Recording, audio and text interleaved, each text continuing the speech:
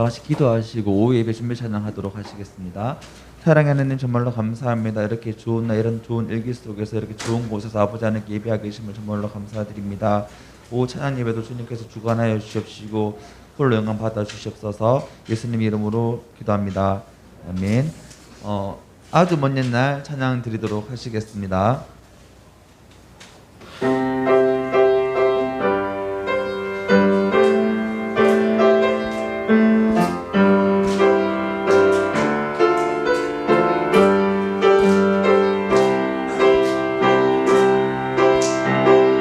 아주 먼 옛날 하늘에서는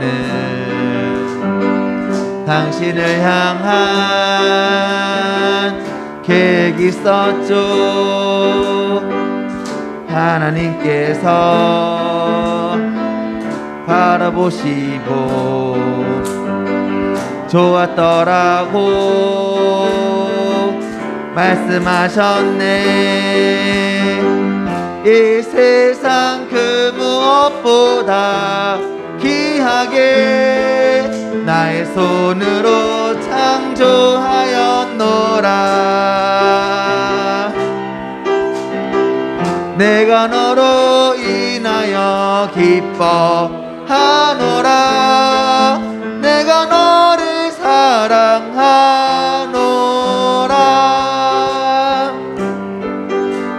사랑해요. 축복해요. 축복해요.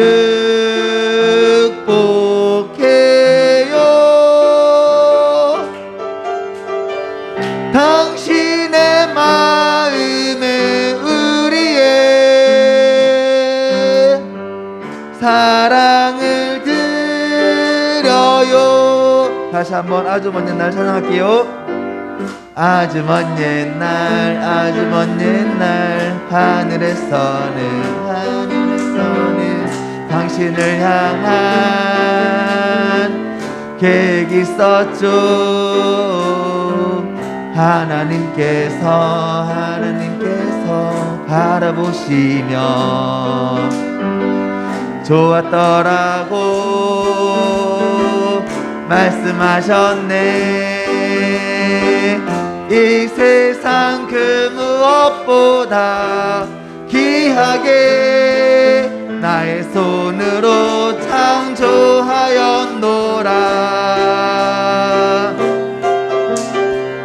내가 너로 인하여 기뻐하노라. 내가 너를 사랑하노라.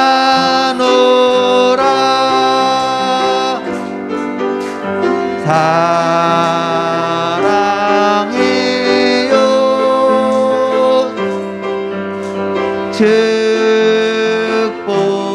축복해요.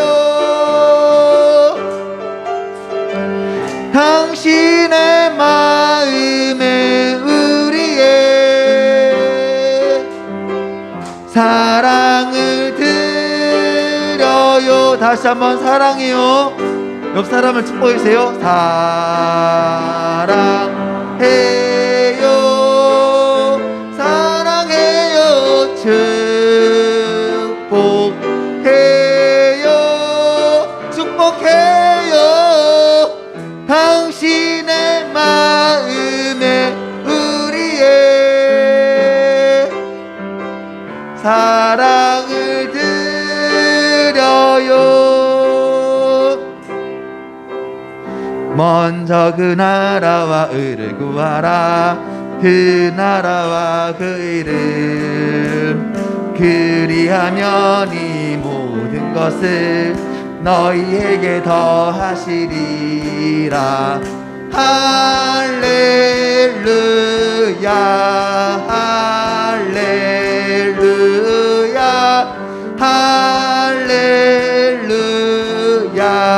할렐루야 할렐루야.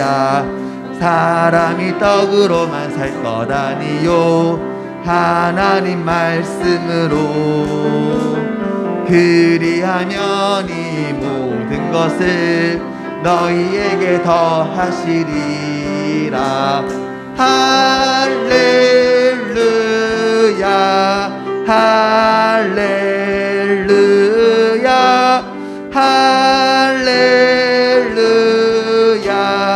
할렐루야 할렐루야 구하라 너희에게 주실 것이요 찾으면 찾으리라 문 두드리면 열릴 것이라 할렐루야 할렐루야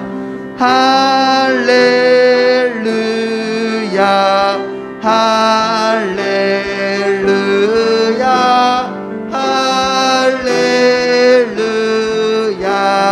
할렐루야 할렐루야 마귀들과 싸울지라 제약 벗은 형제여 담대하게 싸울지라 저기 악한 적병과 심판 날과 멸망의 날 내가 섰는 눈앞에 곧 다가오리라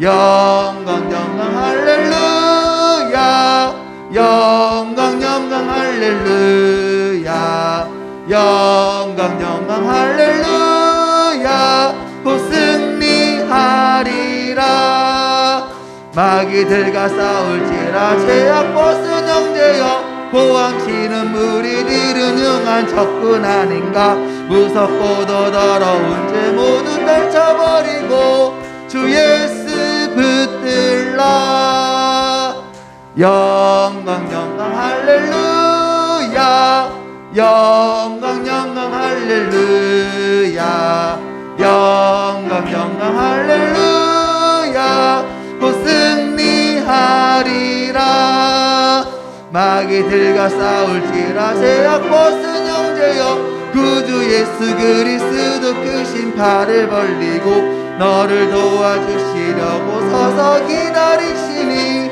어서 나오라 영광 영광 할렐루야 영광 영광 할렐루야 영광 영광 할렐루야 곧 승리하리라 영광 영광 영광 영광 할렐루야 영광 영광 할렐루야 영광 영광 할렐루야 곧 승리하리라 내가 처음 주를 만났을 때 외롭고도 쓸쓸한 모습 말없이 홀로 걸어가신 길은 영광을 다 버린 나그네 정녕 그분이 내 형제 구원해 나의 영혼도 구원하려나 의심 많은 도마처럼 물었네 내가 처음 주를 만났나 내가 다시 주를 만났을 때 죄악으로 몹쓸 병든 몸 조용히 내 손 잡아 이끄시며 병든 자여 일어나거라 눈물을 흘리며 참회하였었네 나의 믿음이 뜨거웠었네 그러나 제약이 나를 삼키고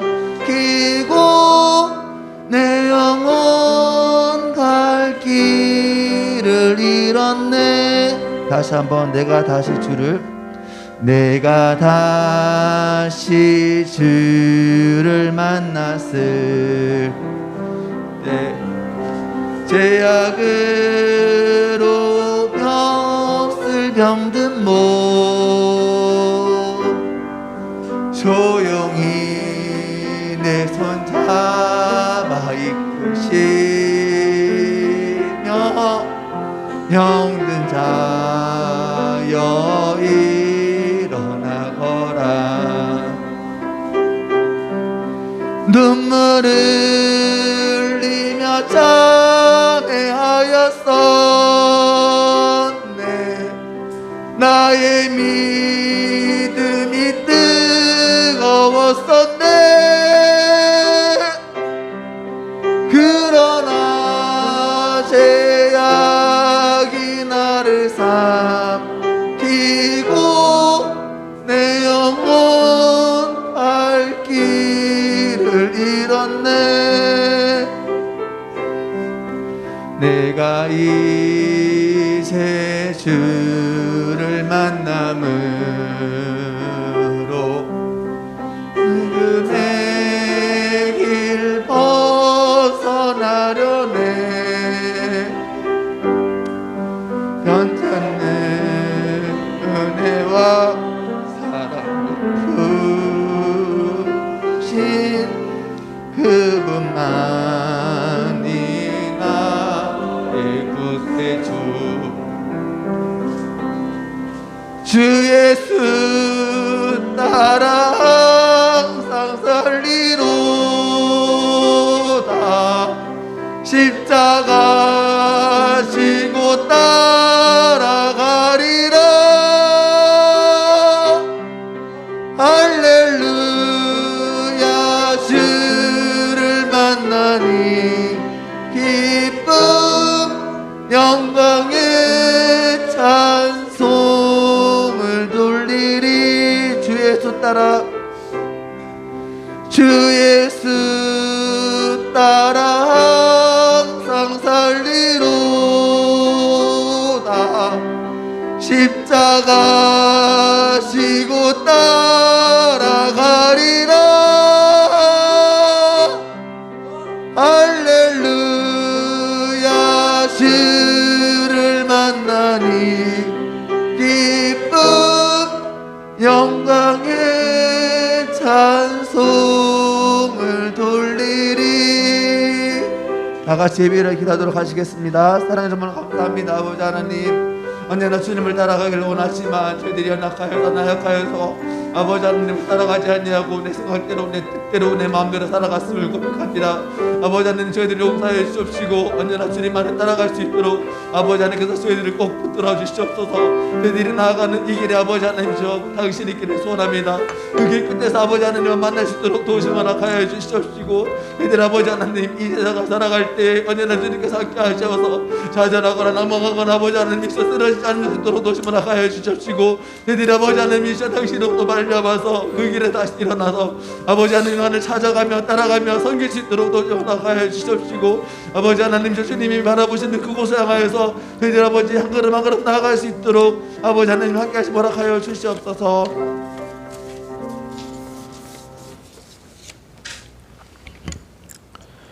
예배를 위하여 이현주 권사님 기도 인도하시겠습니다.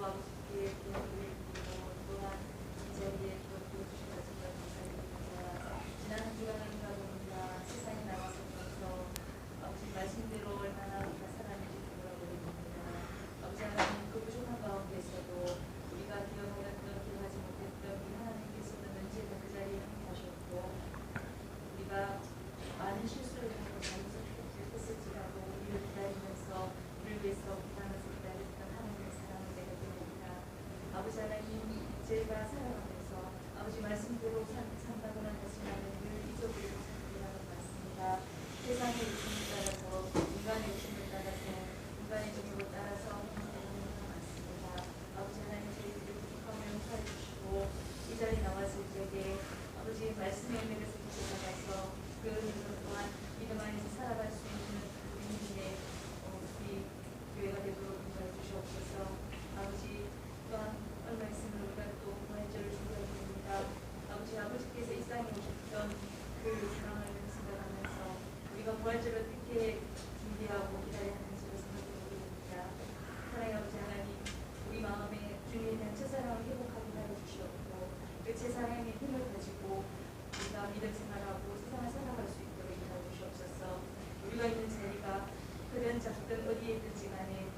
저희가 아버지의 말씀 가운데서 사역지가 되게 해주시고 아버지 하나님의 은혜 가운데서 그리스도의 향기를 나타내는 부족함이 없도록 인도해 주시옵소서. 믿지 않는 자들 속에서 믿는 자들 속에서 우리가 하나님 앞으로 통해서 우리의 마음과 믿음을 지킬 수 있는 자리에 있도록 인도해 주시기를 간절히 바랍니다. 주님 또한 우리가 살아갈 때 이 주님 우리 주님의 가운데서 말씀 가운데서 승리할 수 있도록 인도해 주시기를 간절히 바랍니다. 아버지 하나님 이 교회를 위해서 기도합니다. 코로나로 인하여서 많은 어려움들이 있고 많은 이들이 교회에 출석하지 못하는 가운데 있습니다.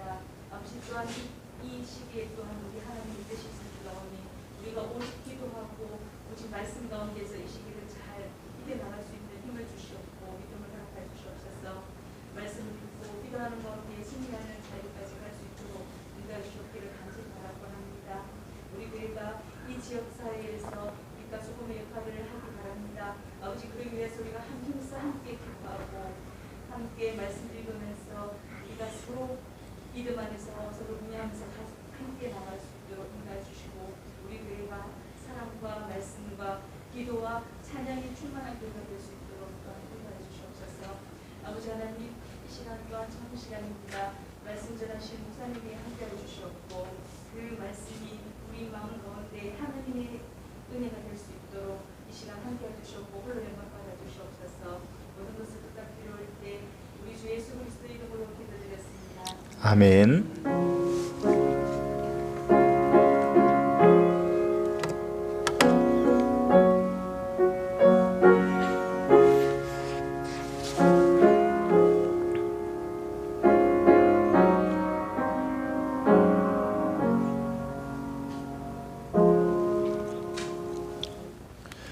하나님의 말씀은 마태복음 5장 3절에서 9절까지입니다. 신약성경 5페이지에 있습니다. 마태복음 5장 3절에서 9절입니다.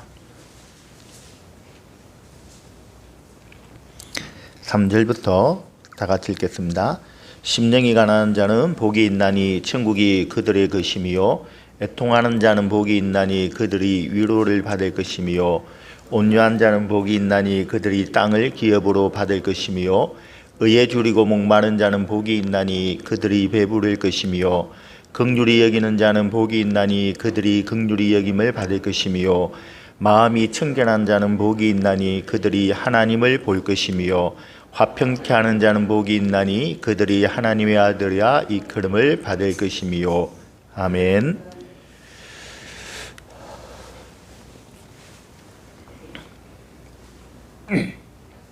세상에는 자격증이라는 것이 있습니다. 그래서 고등학교를 졸업하면 기술 쪽에 있는 분들은 자격증을 따야 되고 대학교를 졸업할 때에도 무엇인가 자격증을 따야만이 사회에서 필요합니다. 우리는 어디에 가든지 무엇인가에 대한 시험에 대한 결과로 인하여서 거기에 따르는 어떤 혜택을 누리는 것이 지금 세상 사회에서 일반적으로 우리가 구성되어 있는 내용들입니다. 오늘 오전 예배에 이야기했던 것처럼 여호람이라는 그 사람의 이름은 여호와의 존귀함이라고 이야기하지만 이름은 그렇게 가졌는데 삶이 그렇게 따르지 아니함으로 나타나는 불신앙에 대해서 우리는 같이 나누었습니다. 이름은 좋은데 삶이 안 된다는 것. 성도라는 이름을 우리는 가지고 있지만 과연 우리는 성도인가? 하나님의 자녀답고 우리는 이야기하지만 우리는 과연 하나님의 자격을 가지고 있는 사람인가? 라는 것에 대해서 우리는 지금 함께 나누고 있습니다. 마태복음이라는 건 왕의 복음으로서 우리가 많이 같이 나누었습니다만은 마태 1장은 예수의 탄생, 왕의 탄생. 왕이 탄생하면은 경배를 받아야 되는데 유대인들로 인하여서 경배를 받는 것이 아니고 동방 박사들에 의해서 경배를 받았고 예수님께서 이제 공생애 만왕의 왕께서 공생애를 시작하기 바로 직전에 누군가가 그분에 대해서 증거를 해야 되는데 세례 요한에 의해서 증거를 받고 공생애 바로 직전에 만왕의 왕께서 이 세상에 마왕의 왕되는 그 사탄을 이김으로 인하여서 이제 공생애가 시작된 첫 번째의 이 세상에 왕으로 취임하기 위한 취임사의 첫 내용은 내 나라에 들어올 수 있는 하나님의 자녀의 자격은 무엇이라는 것에 대해서 이야기하고 있는 것이 상상수훈의 첫 번째 이야기라는 거 제가 여러분에게 수십 번 이야기했습니다. 그래서 3절부터 시작해서 9절까지의 7가지 체험을 해야만이 화평케 하는 자는 복이 있나니 하나님의 아들이다 일컬음을 받을 것이다. 하나님의 아들이다 일컬음을 받는 7가지의 체험에 대한 내용에 대해서 첫 번째 우리에게 이야기하면서 하나님의 자녀의 자격은 이러하다라는 것에 대해서 우리가 함께 나누고 있습니다. 그 첫 번째가 우리가 잘 많이 들었던 심령이 가난한 것. 세상에서 태어나서부터 시작해서 우리는 지금까지 죄를 범했는데 하나님은 3가지에 대한 심판을 하신다는 것. 우리의 말과 우리의 행동과 우리의 마음의 생각에 대해서 하나님은 심판을 하시는데 거기에 대한 모든 우리의 행동, 우리의 말, 우리의 생각들을 우리의 마음이라는 이 마음이라는 그릇 안에 다 담겨져 있었다. 내가 의식을 하든 의식을 하지 못하든 그 마음판에 다 새겨져 있었는데 어느 날 갑자기 성령, 퓨르마, 성령이 우리에게 조명되어지니까 내가 죄가 죄인 줄 몰랐던 모든 것들, 회개하지 못했던 모든 것들이 이제 다 드러남으로 인하여서 부토코이 하나도 빠짐없이 단 하나도 빠짐없이 나중에 마태복음 뒤에 가보면 티끌만한 것도 용납하지 못하시고 하나님의 빛이시니 조그만 어두움도 용납하지 아니하시는 부토코이 모든 하나까지도 다 토해낸 상태. 이것을 심령 가난이다. 그래서 심령이 가난하면 우리가 지었던 그 죄에 대해서 몽땅 다 비워내면 우리는 심령 천국이라는 천국을 소유할 수 있을 것이다 라는 것이 첫 번째 우리가 이야기하고 있는 내용입니다. 지어놓은 모든 죄에 대해서 우리가 다 회개했는데 왜 두 번째는 애통이라는 것이 나오는가? 지어놓은 죄, 남아있는 그 죄는 다 이제 다 씻어냈는데 토해냈는데 문제가 무엇이 있습니까? 다만한 용기, 우리의 마음 자체가 죄였다는 것입니다. 우리가 이것은 지은 죄가 아니고 지을 수 있는 죄의 질, 죄의 본질을 바라보면서 우리가 울기 시작하는 것. 나는 죄를 다 회개했는데 왜 자꾸 나는 죄를 범할 수밖에 없는가? 나는 선을 행하고 싶은데 하나님의 영광을 위해서 살고 싶은데 교회를 위해서 살고 싶은데 착하게 살고 싶은데 이런 어떤 내용들을 우리는 다 가질 수밖에 없습니다. 그럼에도 불구하고 내가 그것을 원하는데 내가 원하는 선을 행하지 못하고 악을 행하는 이유가 무엇이다? 나는 태어나면서부터 시작해서 죄의지, 원죄라는 것을 타고났기 때문에 심령이 가난한 이 자범죄, 내가 지었던 죄에 대해서는 다 토해내어서 회개를 했는데 문제는 지은 죄가 아니고 나를 죄를 짓도록 만드는 나의 질을 바라보면서 울기 시작했다는 이야기입니다. 이것이 저번 주까지 우리가 함께 나누었던 부분. 참 어렵게 제가 지금 설명해 나가고 있습니다만은 이게 애통이라는 이 내용만 지나가면은 지금부터 온유 이 모든 내용들은 다 딸려 놓는 겁니다. 무슨 이야기인 줄 알죠? 심령이 가난하고 애통이라는 이 2가지의 체험만 하면 온유는 그대로 오고 의사모든 그대로 옵니다. 그리고 긍휼, 청결케함, 화평 이것은 다 따라 놓는 겁니다. 문제는 우리의 몸부림은 어디에서 지금 계속해서 머물러 있는가 하면 심령 가난이라는 거, 애통이라는 것에 머물러 있다는 이야기입니다. 그래서 우리는 지금 현재 막 여기에 계속해서 갈급한 마음으로 놓여 있다는 거. 로마서 7장에서 바울이도 똑같은 어떤 마음을 가지고 오라 나는 공고한 사람이다. 이 사망의 법에서 누가 나를 건질 것인가에 대한 애통이라는 것으로서 이 사람 또 몇 해 동안을 울고 계속해서 울다가 8장에 이제 성령의 법을 깨달음으로 인하여서 해방을 맛보게 되는 웃을 수 있는 위로함이 우리에게 오는 이런 체험을 하게 된 것이 바로 여기에 있는 애통이라는 이야기입니다. 그러면 우리는 질문을 해봅시다. 나의 질을 바라보면서 울기만 하면 저절로 우리는 내 질을 청산할 수 있는가? 이길 수 있는가? 죄의 힘을 내가 이길 수 있는가? 울기만 하면 된다 이겁니까? 그러면 안 믿는 사람도 하나님이 없는 이 세상에서도 우리가 자기의 죄의 마음판에 그 악한 마음을 바라보면서 애통하는 사람이 한두 사람이겠습니까? 번뇌라는 것을 가지고 고민을 하면서 자기들 나름대로 산 위에 올라가는 사람들이 한두 명이겠습니까? 등신불이라는 것이 있지 않습니까? 이거 참 이해가 안 되었던 부분이지만은 자기들 나름대로는 등신불이라는 것을 가지고 번뇌를 하고 자기가 이제 부처가 되기 위해서 자기의 몸에다 불을 지피는 이런 사람들 한두 명이겠습니까? 많이 있었다는 이야기죠. 그러나 그들이 이루지 못하고 있는 이유가 무엇인가 하면 아까도 우리가 처음부터 이야기합니다. 퓨르마다는 것, 심령이라는 건 퓨르마, 곧 성령의 첫 번째 역사가 이루어지지 아니하고 인간의 마음을 가지고는 절대로 우리는 어떠한 내용도 우리는 청산할 수 없다는 것.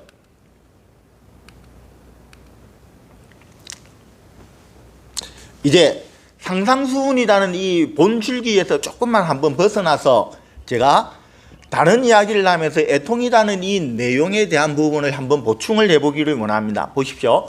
마태복음 3장에 보시면 세례요한이라는 사람이 만왕의 왕께서 공생애를 시작하기 바로 직전에 세상을 향해서 외치기 시작합니다. 내 뒤에 오시는 이는 어떤 사람이다? 이런 식으로 막 이야기를 하면서 증거를 하기 시작합니다. 예수를 보고 증거한 것이 아닙니다. 예수가 누군지도 몰랐어요. 근데 예수님께서 세례를 받기 위해서 나오는 순간 아 이분이 예수구나 라고 느꼈던 사람이 세례요한이거든요. 근데 이 세례요한이 예수에 대해서 증거를 하고 있는 내용이 무엇인가 하면 네가 그리스도냐? 나는 아니다. 그럼 네는 뭐냐?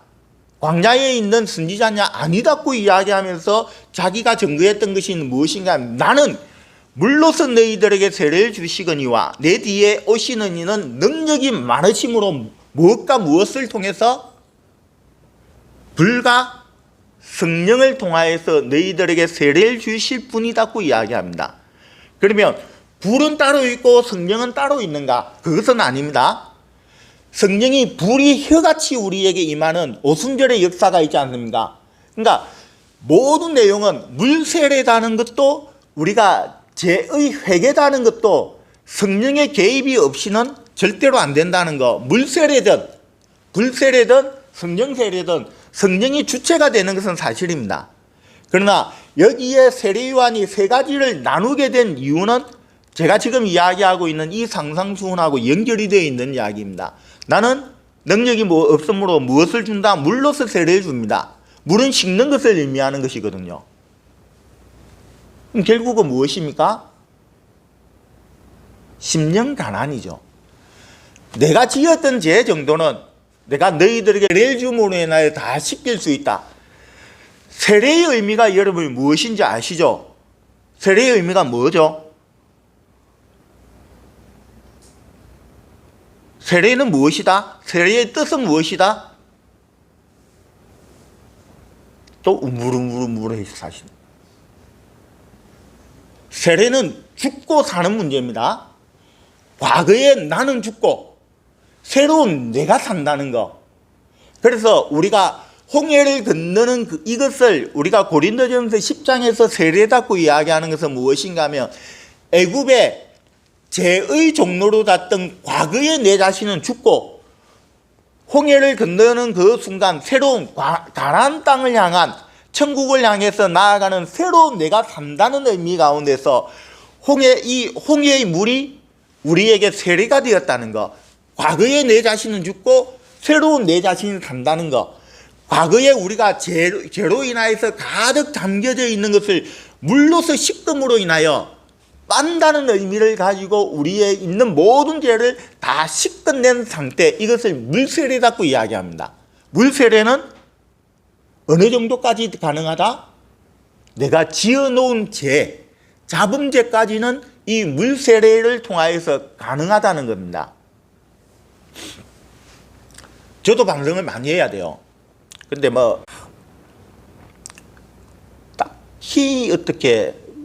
딱히 방법이 있을까요? 옛날에 우리가 세례를 받을 때에는 회개하지 아니하는 사람들 절대로 그 세례를 안 주었습니다. 그리고 세례를 줄 때에도 우리가 굉장히 까다롭거든요. 제가 고등학교 때 세례를 받을 때에 아마 신구약을 다 읽거나 여러 가지 과제가 꽤 많이 있었어요. 그것을 검사를 다 하고 세례를 주었거든요. 요즘 참 쉬워요. 저도 참 쉽게 주거든요. 분명히 이거는 손가락질 받을 만한 이야기들입니다.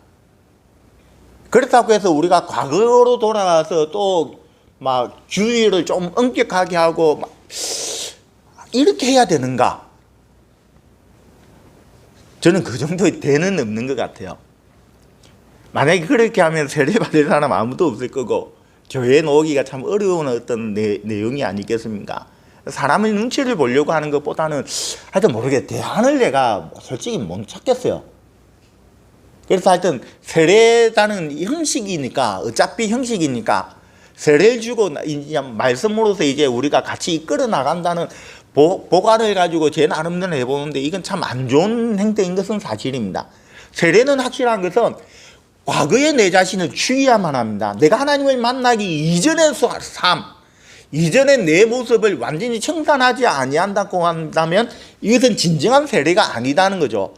할례라는 것이 있지 않는가? 과거에 구약시대에는 할례를 받았거든요. 할례는 부정한 것, 생명의 끝을 자른다는 이야기입니다. 세례하고 똑같은 의미거든요. 근데 이 사람들도 할례를 받았는데도 불구하고 여전히 똑같은 일들을 행하니까 무엇하고 이야기합니까? 빌립보스에 보면 손할례당이라고 이야기합니다. 할례 받아고 말 거냐? 그래서 디도라는 이 헬라인 디도를 데리고 예루살렘에 올라갔을 때 바울이 항변하고 있는 내용은 뭔가 하면 이 디도에게 내가 할례를 베풀지 아니했던 것은 형식적인 그것을 행해봤자 뭐하겠느냐.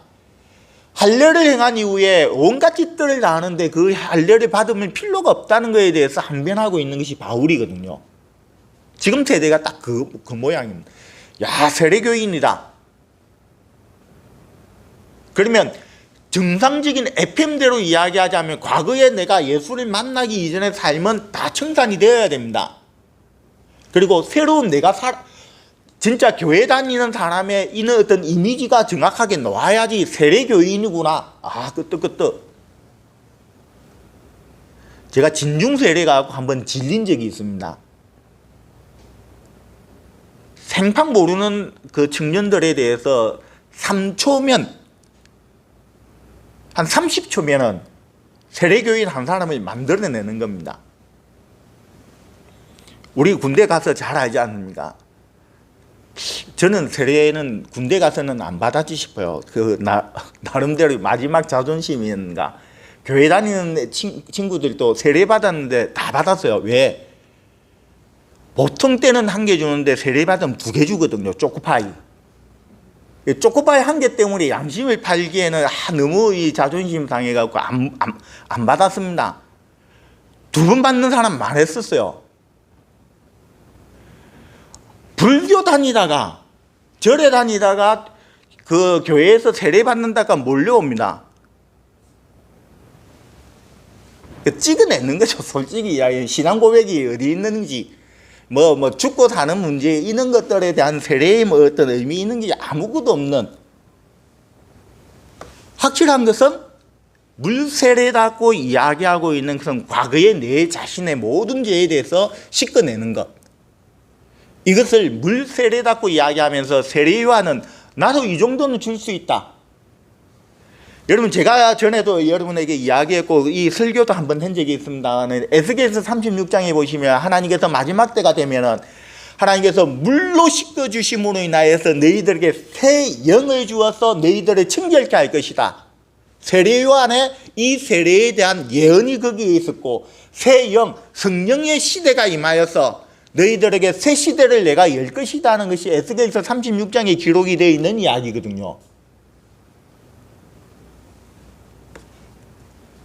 두 번째, 자기는 물세례 정도는 내가 주는데 내 뒤에 오시는 능력이 많으심으로 불세례를 준다고 이야기합니다. 그러면 불세례는 무엇이고 성령 세례는 무엇이며 물 세례는 무엇인가? 물론 물 세례라는 것은 내가 잡음죄를 씻는 정도의 내용을 우리는 물 세례라고 이야기합니다. 불 세례라고 이야기하는 이 내용은 불은 무엇입니까? 태우는 역할을 합니다. 불에 닿이는 모든 것은 다 탑니다. 나무가 탈 겁니다. 나무가 타면 어떻게 됩니까? 재가 되는 겁니다. 우리가 어떤 종이가 불에 데이면 종이가 타서 재가 되는 겁니다. 제가 저번 주에 여러분이 이야기한 거 여러분 기억나십니까? 지금부터 내가 이야기하고 있는 이 모든 내용은 인간의 변화는 물리적 변화다, 화학적 변화다. 물리적 변화입니다. 물리적 변화다는 것은 화학적 변화는 물을 분해시키면은 H2O 수소와 산소가 되고 수소와 산소가 다시 결합되면은 물로서 변하는 다시 원위치가 되는 것이지만 하나님의 이 7가지에 대한 변화는 물리적인 변화이다. 다시 돌이킬 수 없는 변화이다. 지금까지 죄를 막 짓다가 하나님 앞에 내가 회개를 하고 이제 애통을 하는 그 순간에 내가 한참 가다가 죄를 범함으로 인하여서 다시 옛날로 돌아가는 이런 변화의 역사가 없는 물리적인 변화, 다시 돌아가지 아니하는 질에 대한 변화에 대해서 이야기하는 겁니다. 무슨 말인지 알죠? 그러면 불세례는 무엇을 의미하는가?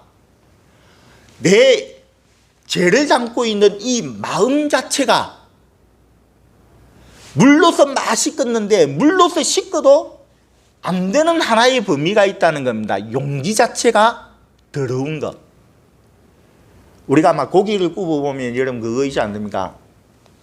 고기를 굽고 이제 마지막 이제 청소를 설거지를 쭉 하면은 찬물로 막 그 기름기를 떼면은 한계가 있습니다.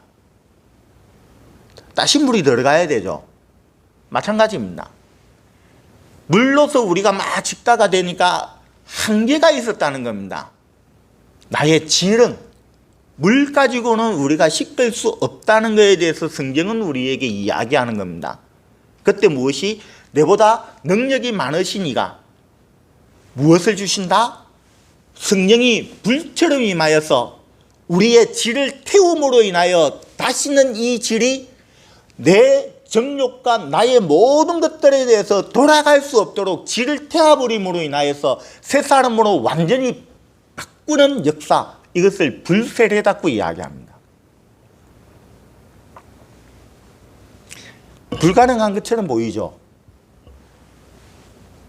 왜 불가능한 것처럼 보이는가 하면 우리 주변에는 없다는 거죠. 이렇게 설명하고 있는 죄조차도 이런 어떤 역사에 대해서는 체험하지는 못했습니다. 제가 저번 주에도 이야기했는데 나는 된 것처럼 생각을 하는 착각했던 순간이 있었습니다. 그래서 한참 가다가 보니까 이게 잘못되어 갖고 다시 이는 질 자체를 완전히 제가 제거를 못했던 부분들, 그래서 지금 이 모양이 꼴입니다. 화도 내고 정욕에 의해서 여러 가지 어떤 미워하는 마음 막 기타 등등 아직도 내 마음이 요동치고 있는 것도 사실입니다. 순간적으로는 좀 없어졌던 것 같았어요. 그래서 내가 참 착각을 하고 있었는데 이 불세례는 완벽한 죄의 질을 우리가 태움으로 인하여서 그 죄의 질이 나를 이제는 더 이상 충돌하지 못하도록 만드는 것. 가능한가? 가능합니다. 어떻게? 사도 바울이라는 사람이 갈라디아서에서 이야기를 하지 않습니까? 정과 욕을 어디에 박았다? 정과 욕을 어디에 박았다? 십자가에 못 박았다. 십자가에 정과 욕이 십자가에 못 박히면 이 정과 욕이 나를 지배할 수 있다 없다? 없다는 이야기입니다. 바울은 구gen지에 들어갔다는 이야기입니다. 아주 드문, 주변에서는 우리가 보통 사람들에게는 찾아볼 수 없는 내용이지만 그러나 우리가 성경에 있는 많은 인물 가운데 이런 고백을 하는 사람이 있고 그 다음에 우리가 흔히들 승자답고 이야기하는 토마스 아퀴나스 같은 사람, 프란체스코 같은 사람, 기타 많은 사람들이 자기의 마음속에는 미움이었고 이런 것들에 대해서 스스로 고백하고 있는 이야기들이 참 많이 있다는 이야기입니다. 불가능한 것이 아니고 실제적으로 있다는 이야기입니다. 그래서 세례요한이라는 사람이 예수를 소개시켜 주면서 이 이야기를 지금 행하고 있는 내용입니다. 너희는 예수가 오면 불로서 세례를 받음으로 인하여 너희의 질을 틔우라고 이야기를 하고 있는 내용입니다. 자, 가장 비근한 예가 이겁니다. 가장 우리가 뚜렷하게 볼 수 있는 예. 제가 성경을 읽으면서 참 헷갈렸던 부분 중에 한 가지가 사도답고 이야기하는 이 사람들의 행태들이었고, 복음서에 있는 사도와 사도행전에 있는 사도는 180도 다릅니다. 이 사람들도 굉장히 비범한 사람이었죠. 제가 이야기 많이 했죠. 예수를 보자마자 자기의 모든 것들을 다 포기하고 쫓아올 수 있는 사람. 딱 처음 보고 몇 마디를 나누지 아니하고 그 모세와 선지자가 이야기했던 그로다. 성경을 꿰뚫지 아니하고는 첫 번째 이 만남 가운데서 예수를 메시아로 알기는 힘든 상태입니다. 그런 사람들이 3년 반 동안 예수님을 충고받고 쫓아다녔는데도 불구하고 베드로 한번 보십시오. 내 실패하고 내 좌절하고 심지어는 마지막에는 어떻게 합니까? 예수님을 한 번 부인하고 한 번 저주를 하고 3번을 부인하죠. 이게 이 사람의 마지막입니다. 복음서의 마지막의 모습입니다. 그래서 예수님께서 사도행전의 이야기가 뭔가 하면 너희는 예루살렘을 떠나지 말라. 왜? 무엇을 기다려야? 성령을 기다려야. 성경은 예수를 통하여서 배우기는 배웠는데 아직도 성령이 이 사람들에게 임하지 아니하므로 너희는 나가면 다 실패한다. 나가지 마라. 금지했던 겁니다. 무슨 말인지 알죠? 사도행전 이후에 이 베드로를 보십시오. 한 번만 설교하니까 3,000명이, 한 번만 설교하니까 5,000명이, 사람이 닿는 사람들마다 막 일어납니다. 죽은 사람도 일어납니다. 성경에 실수했다는 내용이 한 번도 기록이 안 되어 있습니다. 이해가 가십니까? 사람이 180도 갑자기 변할 수 있을까? 원인은 뭐죠? 예수님께서 부활하신 이후에 40일 동안 있으면서 5번 정도 예수님이 제자들에게 나타났거든요. 제일 마지막에 똑같이 이야기를 하지 않는가? 네가 나를 사랑하느냐? 요한복음에서. 이때까지는 베드로는 변화되지 아니했습니다. 딱 예수가 성천하신 이후에 며칠 만에 10일 만에 성령이 임함, 10일 동안에 성령이 임함으로 인해서 사람이 180도 달라집니다. 차이가 뭐죠? 성령입니다. 불세례와 성령이 이 사도들에게 임함으로 인하여서 지금 제가 이야기하고 있는 이 모든 것들이 이 사람들에게 능력과 권능으로 나타나게 됨으로 인하여서 어부였던 이 사람이 세상을 정복하는 사람으로 변화되는 놀라운 기적이 나타나고 있다는 것을 우리에게 이야기합니다. 사람으로는 안 됩니다. 사람으로 내 양심에 가책이 되어서 운다는 것, 이것을 우리는 이야기하면서 애통이 닿고 이야기하지는 않는다는 것을 제가 간접적으로 설명해 나가고 있는 겁니다. 울어보셨죠? 이번 주에 애통이 닿는 거 한번 체험해보기에 안 울어봤습니까? 하긴 눈이 아직까지 멀뚱멀뚱한 거 보니까 울지는 아니했던 것 같아요. 최소한 촉촉하거나 너무 울어갖고 눈에 좀 충혈이 되거나 그런 눈은 오늘 제가 못 봤습니다. 그러니까 안 울었던 건 사실인 것 같거든요. 울어보십시오. 가슴을 치면서 울고 어느 한순간 되면 여러분, 성령이 우리에게 불같이 임함으로 인하여 우리가 고민하고 있는 이 죄의지를 태우는 역사가 일어난다는 것을 이야기하고 있는 내용입니다. 그럼 물이 있고 불이 있습니다. 그럼 성령은 우리에게 무엇을 이야기한다는 이야기입니까?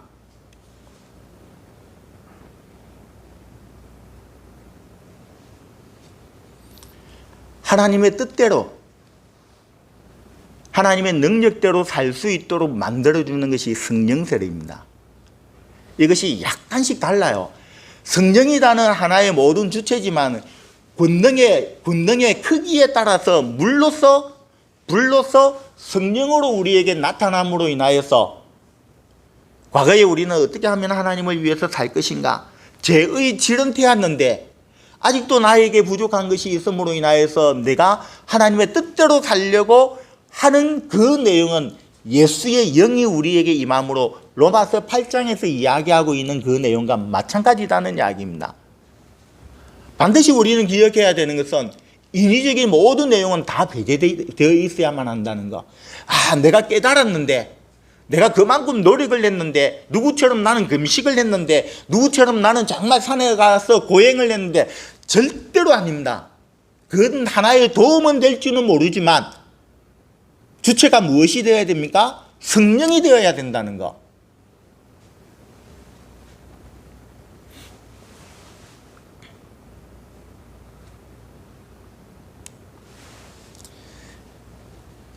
이것이 우리에게 주어지는 하나님의 축복이라는 것입니다. 축복. 죄라는 이 요소를 우리가 해결하지 아니하고 다른 무엇인가를 우리가 기대한다는 것은 참 어불성설이라는 거죠. 어불성설이라는 거죠. 하나님은 인간을 어떻게 만드셨다? 죄 없는 무죄한 상태로 만드셨다. 그런데 하나님께서 우리에게 명령하셨던 것을 하나 범함으로 인하여서 죄인이 되었는데, 죄인이 되었을 뿐만 아니라 아담 하와의 그 자손들은 죄의 성격을 가지고 태어났다. 그러므로 우리에게는 이 무번짐이 날 때부터 이제 이루어지게 되었다. 내가 다시 복락은 되어서 하나님 앞에 서려고 하는데 죄라는 이 고리를 내가 끊지 아니하고 하나님 앞에 나아간다? 말도 안 되는 이야기입니다. 그래서 내가 신자가 되는 첫 번째 길은 무엇이다? 반드시 회개로부터 출발됩니다. 부흥의 역사는 어디에서 출발됩니까? 반드시 회개의 역사부터 출발됩니다. 권능이 막 임하고 막 거기에는 막 불이 떨어지고 막 죽은 자가 살아나고 이런 일들이 일어났다 합시다. 그것은 마귀의 장난입니다. 제가 100% 확신할 수 있는 것은 마귀의 장난입니다. 왜? 제 회개를 하지 아니하고 죄가 남아 있는데 하나님께서 우리에게 복을 주시거나 하나님께서 우리에게 권능을 임하거나 우리의 죄가 있는데도 불구하고 막 병이 낫고 뭐 어떤 기적이 일어난다. 그런 하나님의 역사가 절대로 없습니다. 절대로 없습니다. 물론 누가 바뀔 수는 있어요. 생판 모르는 사람이 하나님의 권능을 통해서 고침을 받고 이 사람이 나중에 회개할 수는 있겠지만 성경의 모든 순수는 그래서 성경은 항상 회개하라, 복음을 믿어라, 천국이 너희들에게 가깝다. 회개와 믿음과 복음이라는 이 세 마디를 가지고 세 단어를 가지고 성경 66권은 다 기록이 되어 있습니다. 모든 성경을 보면 다 회개부터 나오죠. 그 회개하면 내가 너희들을 구원할 것이라는 걸 믿으라는 이야기가 나오지 않습니까? 믿으니까 구원이 임했다는 거. 그것 이상의 내용은 절대로 없습니다. 그러므로 우리는 10년간한 애통이라는 이 단어, 이 세 가지를 세례요한이라는 이 사람이 우리에게 세례로서 표현해 주고 있는데 10년간한 물세례, 애통, 불과 성령으로 인하여서 우리에게 애통의 역사들이 이루고 우리에게 위로함이 주어지는 나의 죄의 질을 완전히 없애줌으로 인하여서 정과 욕까지도 십자가에 못 박음으로 인하여서 죄에서 완전히 해방된 그 상태를 우리에게 주시는 하나님의 축복이 있을 것이라는 겁니다. 이것이 우리가 흔히들 이야기하고 있는 거룩이라는 거죠. 거룩. 자 한번 볼까요?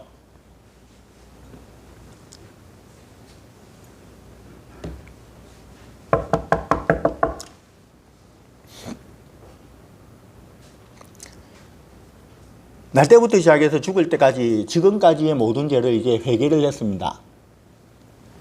그죠? 자범죄에 대해서 회개를 다 했습니다. 자범죄뿐만 아니고 내가 죄를 지으려고 하는 내 자아를 보면서 울고 또 울었습니다. 왜 나는 이 모양인가? 오라 나는 공부한 사람이라고 계속해서 울었습니다. 거기에는 불세례가 있었을 것이고 성령 세례가 있었을 것입니다. 그 마음은 어떤 마음으로 변화되었을 것 같아요? 딱딱한 마음일까요? 부드러운 마음일까요? 부드러운 마음. 죄는 가시와 같은 역할을 하잖아요. 찌르지 않습니까? 죄는 항상 남을 아프게 만듭니다. 남에게 피를 나게 합니다. 남을 희생시키게 합니다. 죄의 요소입니다. 죄의 성격이라는 거죠. 그런데 내가 지었던 죄와 지을 수 있는 죄의 질까지도 이제 내가 상글이 다 해결했습니다. 죄의 요소가 없다고 한다면 내 마음은 어떨 것 같아요? 얼마나 부드럽겠습니까? 그래서 저절로 온유라는 것이 나올 수밖에 없다는 이야기입니다. 온유.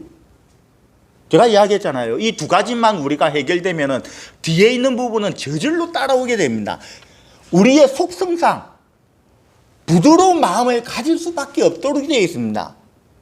이제는 우리는 죄가 없으니까 죄의 요소까지도 하나님께서 다 누질러 주시니까 남을 미워하는 마음이 하나님께서 누질러 주시니까 아프게 하는 모든 것도 누질러 주시니까 우리에게 나가는 것은 무엇이다?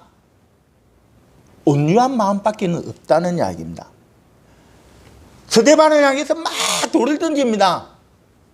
눈티가 반티가 되었을 거고 골이 끼어졌을 겁니다. 코에 한번 돌에 맞았으면 코가 다 무너졌을 겁니다.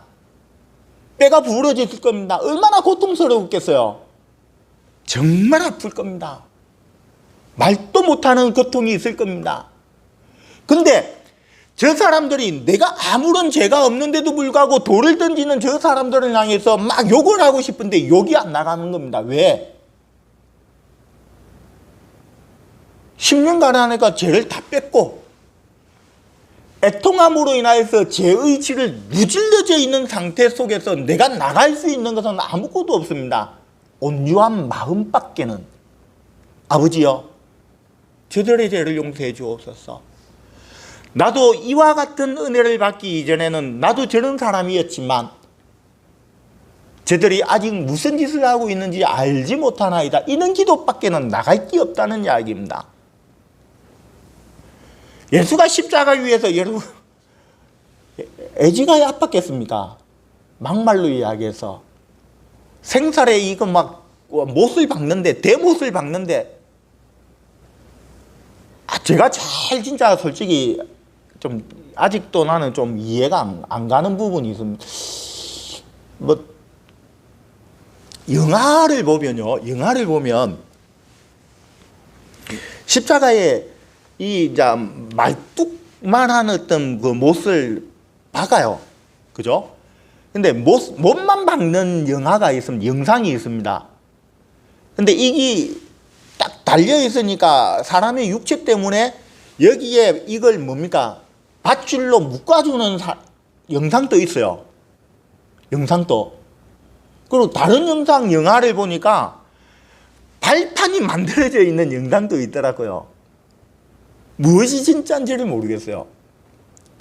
근데 제가 알고 있기는 첫 번째거든요.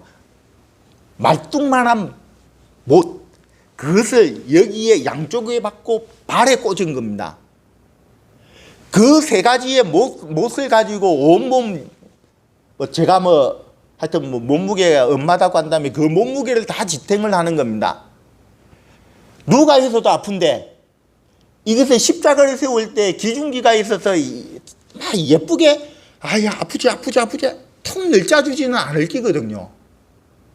사람이 하는 거니까 그때는 도루를 달아갖고 통 널찔 겁니다. 얼마나 아팠을까요? 그 아픈 가운데도 자기의 말할 수 없는 그 고통. 저는 잘 모릅니다만 의사들이 그렇게 이야기를 했답니다. 십자가 위에 달려 있으면 자기의 피가 물이 밑으로 다 쏠리면 숨 쉬는 것조차 어렵게 돼 있대요. 목마르다고 이야기하고 있는 모든 내용들도 이 물기, 피 모든 것들이 이제 다 막 구멍 난 데는 다 쏟아질 거고 밑으로 다 쏟아 내려오는 상태의 목은 마를 수밖에 없거든요. 입 하나를 뜬다는 것이 힘듭니다. 그 입을 떼고 한다는 이야기가 아버지의 저들의 죄를 용서해 달라는 이야기. 창을 쿡 찌르니까 무엇이 나왔습니까? 물과 피가 쭉 흐를 수밖에 없는 것은 그 몸에 이제 다 치우쳐 있는, 예수님께서 얼마나 고통스럽고 얼마나 체력적으로 약해져 있었는가. 6시간입니까? 9시간입니까? 십자가에서 바로 돌아가셨죠.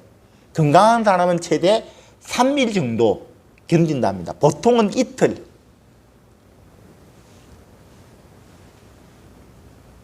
왜? 내가 예수니까, 내가 메시아인데 아픈 것을 티내는 것이 힘들고, 저 사람들에게 막 속되기야 죄송합니다만 쪽팔리게 내가 모양 빠지게 이렇게, 그것 때문에 그렇게 했을까요? 저는 솔직히 그런 기도했었어요. 수술할 때 아프다고 아야 하면은 그 희한하게 그 의사들이 제가 목사인 줄 소문이 다 났거든요. 음살 부리면 좀 사람이 좀 없어 보이지 않습니까?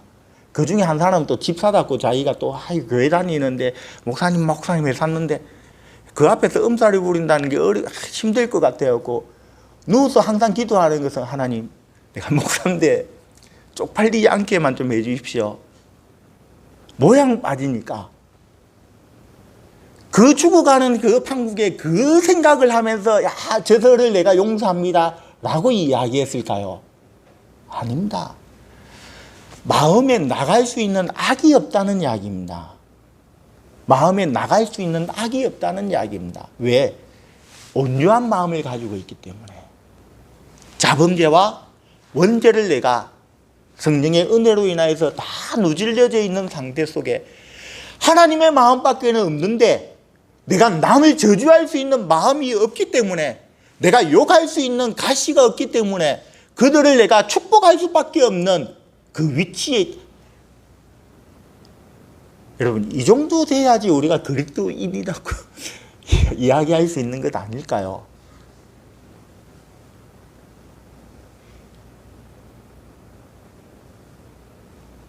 어떤 부흥사 목사님일 거예요. 하여튼 이 내용은 아닌데 비슷한 이야기를 하면서 자기가 이때까지 머리에 각인되어 있는 내용이 있었답니다. 교회에서는 참 봉사를 잘하는데 시장 가갖고 콩나물 그거 조금 더 달라고 시장 바닥에서 사움하는 거 보고 질린답니다. 그거 해봤자 100원, 그거 해봤자 얼마나 많은 콩나물을 먹을 건데, 권사다는 타이틀을 가지고 은혜 받았다고 막 이야기하면서 나가서 그거 100원 가지고 막 찢고 먹고 막 10원짜리 욕도 막 다 하면서 막 치열하게 싸우더랍니다. 이들 가지고 어떻게 우리가 그리스도인이라고 이야기할 수 있을까요? 아이고,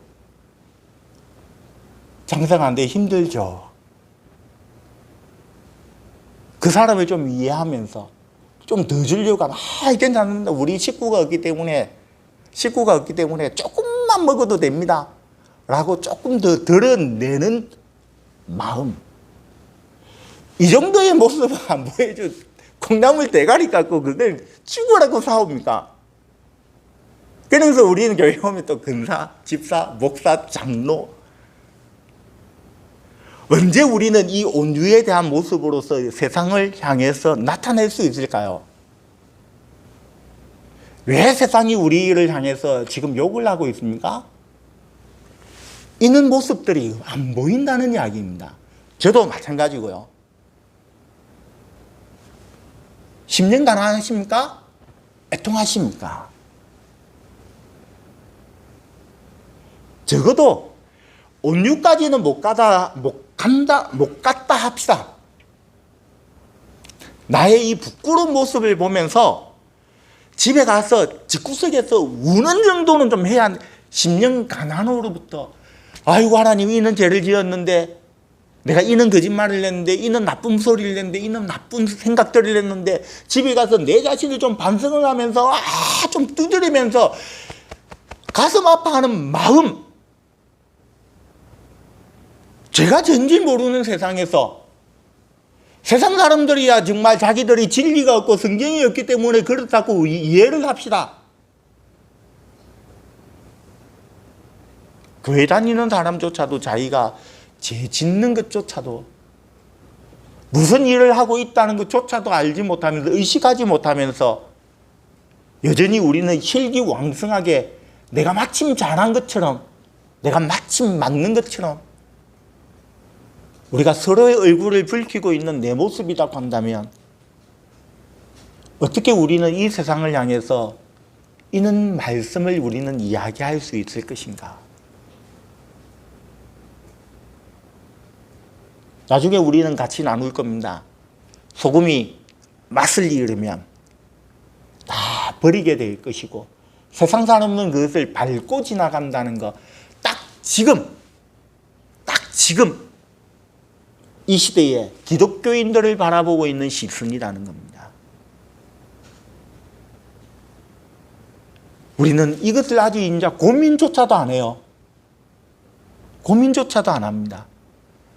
진짜 죄송한 이야기입니다만은 목사들끼리 하는 이야기입니다. 회개 이야기하면 다 싫어하고 복을 이야기하면 좋아하고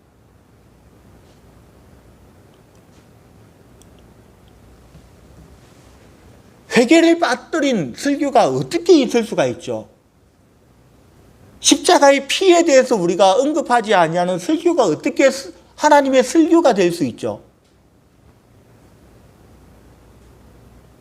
그것조차도 우리는 들으려고 하지 아니하는 세대에 우리는 살아가고 있다는 이야기입니다. 여러분 예레미야서를 한번 읽어보십시오. 예레미야가 타락하기까지 자기 친구들이 목을 매면서 자기의 입 모양을 쳐다보고 있답니다. 지가 얼마나 잘났으면 지 혼자 뭐 잘났다고 왜 저렇게 뻣뻣하게 우리처럼 세상과 적당하게 타협하면서 살아가야지. 자기들이 변할 생각을 하지 아니하고 예레미야가 타락하기를 기다리고 있는 세대. 스데반이라는 사람이 하나님의 말씀을 전하니까 길을 막습니다. 길을 막고 무엇을 어떻게 한다? 과음을 치면서 악을 쓰면서 돌로서 쳐 죽여버리는 그 사람들은 누굽니까? 이방인들입니까? 로마의 병정들이었습니까? 아닙니다. 교회 다니는 유대인들입니다.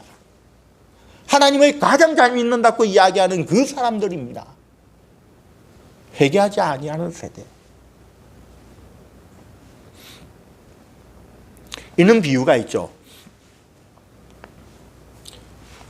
참 그리스도인은 어떻게 우리는 표현할 수 있습니까? 라고 누군가가 제자들이 그 어떤 스승에게 물어보았습니다. 참 그리스도인이라는 것은 무덤에 가서 그 사람을 향해서 한참 동안 저주를 하는 것. 그러나 그 무덤은 아무런 대답하지 아니하는 그 모습. 무덤에 가서 이 사람을 향해서 막 칭찬을 엄청나게 합니다. 그러나 그 무덤은 침묵하고 있다는 이야기입니다.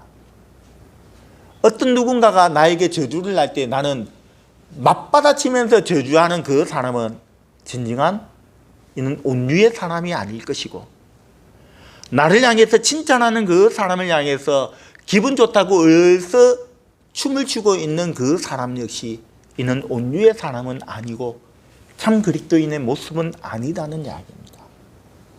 또 어떤 사람은 이렇게 질문을 합니다. 참 그리스도인이 어떤 모습이냐? 라고 질문을 하니까 어린아이가 저 감람나무에 그 감을 따기 위해서 돌을 가지고 감람나무에 돌을 던졌다 합니다. 근데 그 감람나무는 돌이 없기 때문에 던져주는 것은 무엇이다? 단감밖에 없었다는 겁니다. 암만 상대방이 나를 저주하면서 돌을 던져주지만 그 감람나무에는 돌이 없었기 때문에 단 감밖에는 없었기 때문에 그 아이들을 향해서 감만 던져주고 있는 이런 모습이 참 그리스도인이라고 우리에게 표현해주고 있다는 이야기입니다. 나는 어떠합니까? 우리는 어떠합니까? 저부터 내 자신을 한번 돌아보면서 나를 저주하는 사람을 나도 싫어한다고 한다면 우리는 기독교의 진리에 대해서 바로 받지 못한 사람입니다. 예수는 저주했지만, 예수를 향해서 저주했지만 예수는 그들을 다 품었고 자기의 피를, 자기의 물을 흘리면서 그 사람을 살려주는 역할을 했던 분이 예수님입니다. 나도 작은 예수가 되어서 나를 미워하고 저주하고 나를 향해서 돌을 던지는 그 사람을 내가 가슴에 품고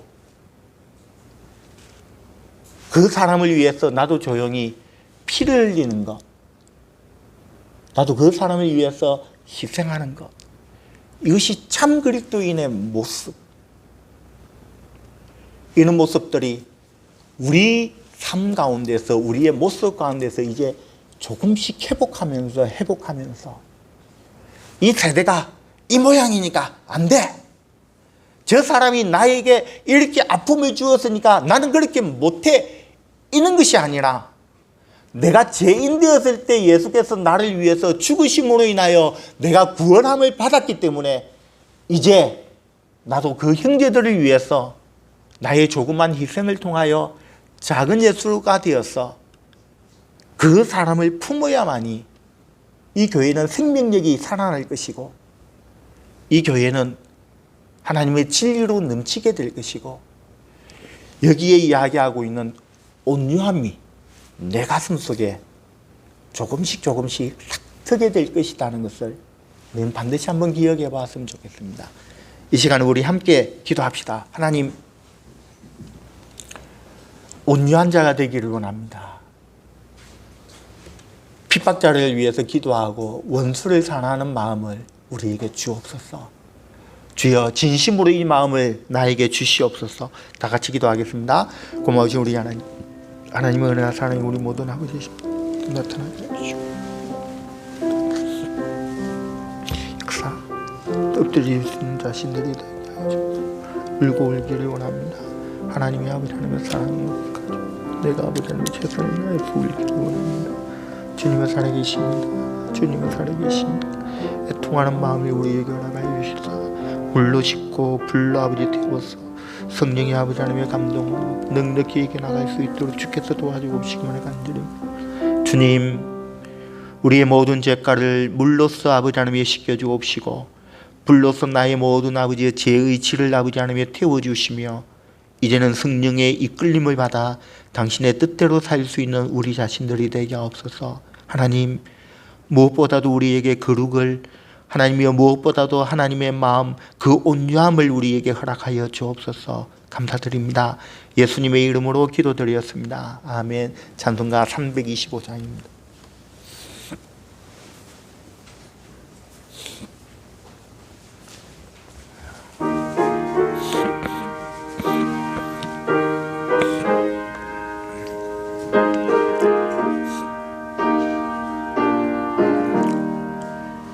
예수가 함께 계시니 시험이 오나 겁없네. 기쁨의 거는 되시는 예수를 위해 삽시다. 날마다 주를 섬기며 언제나 주를 기리고 그 사랑 안에 살면서 딴 길로 가지 맙시다. 이 세상 사는 동안에 주 이름 전파하면서 무한한 복락 주시는 예수를 위해 삽시다. 날마다 주를 섬기며 언제나 주를 기리고 그 사랑 안에 살면서 딴 길로 가지 맙시다. 이 세상 친구 없어도 예수는 나의 친구니 불의한 일을 버리고 예수를 위해 삽시다. 날마다 주를 섬기며 언제나 주를 기리고 그 사랑 안에 살면서 딴 길로 가지 맙시다. 주께서 심판하실 때 잘했다 칭찬하리니 이러한 상급 받도록 예수를 위해 삽시다. 날마다 주를 섬기며 언제나 주를 기리고 그 사랑 안에 살면서 딴 길로 가지 맙시다. 교회 머리 되신 우리 구주 예수 그리스도의 은혜와 하나님 아버지의 지극하신 사랑과 성령의 감동감화 위로 충만하신 은혜가 오직 주님과 동행하며 주의 아버지 하나님이여 자녀된 모습으로 이 세상에 당신의 영광을 위해서 세상 끝까지 가기를 원하는 머리 숙이 모든 주의 백성과 가정과 직장과 기업 위에 지금부터 영원토록 함께 있을지어다. 아멘.